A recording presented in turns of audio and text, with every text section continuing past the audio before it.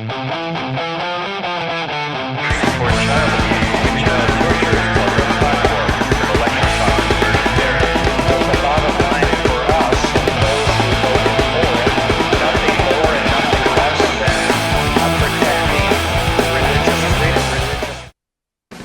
it comes to making really good chicken, there are two things that are important to know. First off, you're going to fill a mixing bowl with a combination of buttermilk and hot sauce and a couple of spices, and then you're going to let your chicken sit in that overnight or at least for 8 hours. The spices you use for this part of the process don't really matter, but the most important ones that you have to have in there are the buttermilk, hot sauce, and some salt. Everything else is just up to personal taste. The second important thing is to always use chicken thighs. None of that white meat, baby-faced chicken breast bullshit. What's even better is that this chicken was $8 for 3 pounds because on my channel, Safeway's meat department gets more abuse than a child in a religious household. Now that your mixing bowl is filled with more small cocks than a room full of Andrew Tate fanboys, toss it in the fridge for a minimum of 8 hours.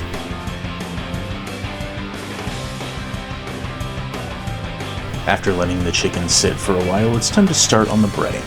Of course, we're going to start with some flour.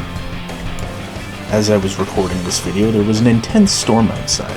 I think the Democrats were trying to use their weather control machine over my area because they're mad that I'm refusing to throw the LGBT+ community under the bus like they are. Anyway, next up is our extra special secret ingredient, powdered sugar.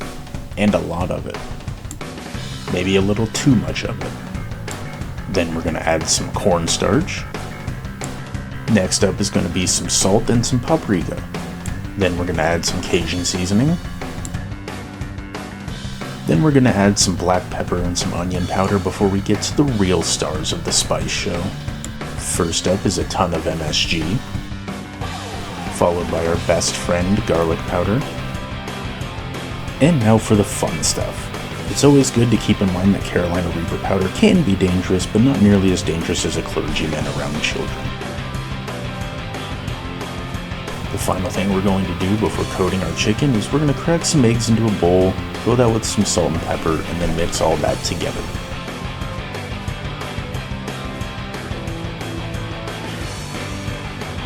Now that everything is mostly ready to go, we're going to get our air fryer going at 350 degrees for 30 minutes. Now we're going to take our chickens out of the mixing bowl and put them into a strainer in the sink just to let the excess mixture run off. I've found that if you have too much of it, your breading will slide off when you try to move it around in the air fryer. Now we're going to take our first chicken thigh and put it right into the flour, flip it over to cover both sides evenly, then put it in the egg wash and then back into the flour. Once your chicken is fully coated, it's time to put it into the air fryer and repeat the process with the other two pieces. After placing your chicken in the fryer, always wash your hands. Remember, cleanliness is right up there next to godliness, which is why my kitchen looks like this when I'm not filming these videos. Now you're going to hit all of your pieces of chicken with some oil spray and then put it in the air fryer and let it cook.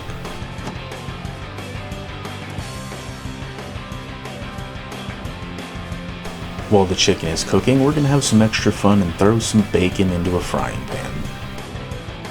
Once your air fryer beeps at you to turn the food over, go ahead and turn them over. You do want to be very careful because, as I said earlier, your breading can very easily slide off, which is no good.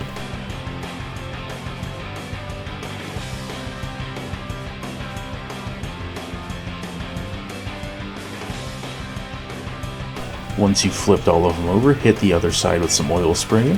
If you run out, it's always good to have a second bottle ready to go. Then once you've done that, you're going to put it back into the air fryer and let it cook for the remaining time.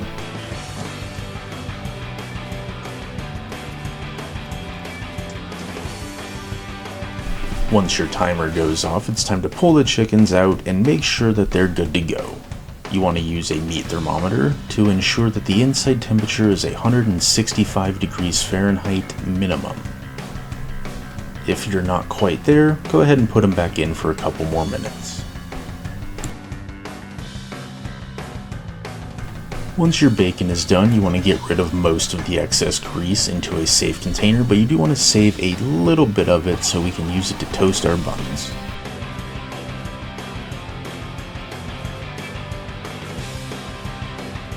Once your buns are nice and toasted, it's time to assemble the sandwich.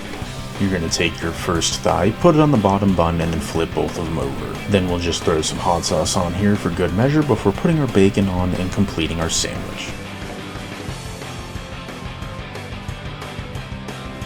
Inside the air fryer, we're going to assemble our other sandwich.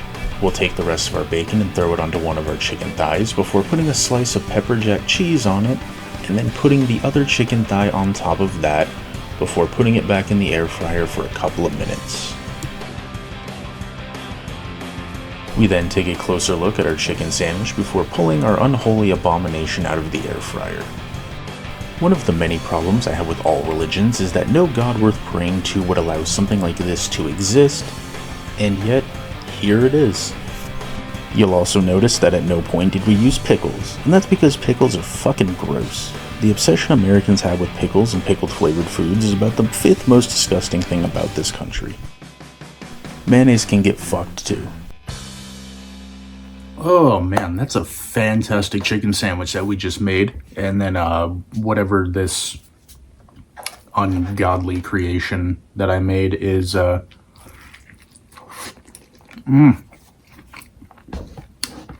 is equally fantastic. A little messy though. To be completely honest, I may have overdone it a little bit with the spice. So we'll take a nice drink from our handy water bottle with all of our cool stickers, particularly like that one.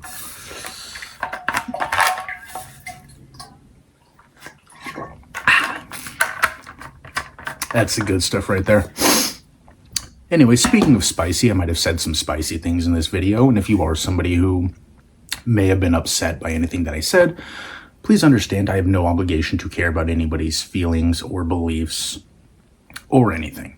Quite simply, I just don't give a fuck if I upset anybody. The main point of this video is that it is Pride Month, obviously, and I don't think it takes a whole lot of guesswork to figure out how I feel about that. So we're going to keep it short. What I'm going to do is at the end of the month, I will make a $50 donation to the Trevor Project. They're an organization that does great work, and they are, let's just say, needed more now than they maybe have ever been needed in the past. So I'm going to donate $50 of my own, and then for every comment on this video, I will donate $1 additional dollar, and I hope that everybody out there, please make me regret that. So that's going to be all from me. I'm going to finish whatever this is and then immediately go to bed. And yeah, like I said, make me regret my pledge on the comments, and we'll see you next time.